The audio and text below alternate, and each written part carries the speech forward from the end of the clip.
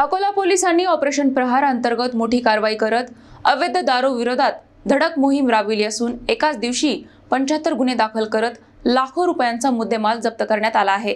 अकोला जिल्ह्यात अवैध दारू निर्मिती आणि विक्री विरोधात पोलिसांनी ऑपरेशन प्रहार अंतर्गत एक दिवसीय धडक मोहीम राबवत मोठी कारवाई केली आहे। या कारवाईत तब्बल 75 प्रकरणे नोंदवण्यात आली असून सुमारे 8,02,932 रुपयांचा मुद्देमाल जप्त करण्यात आला आहे। पोलीस अधीक्षक अर्चिक चांडक यांच्या मार्गदर्शनाखाली संपूर्ण जिल्हाभर ही मोहीम राबविण्यात आली। विविध पोलीस ठाण्यांच्या पथकांनी समन्वय साधत एकाच वेळी छापे टाकत अवैध दारू व्यवसायावर मोठा आघात केला। कारवाई दरम्यान देशी दारूशी संबंधित 46 प्रकरणात 2,03,562 रुपयांचा मुद्देमाल जप्त करण्यात आला, तर गावठी हातभट्टी दारूच्या 29 प्रकरणात 5,99,370 रुपयांचा मुद्देमाल हस्तगत करण्यात आला।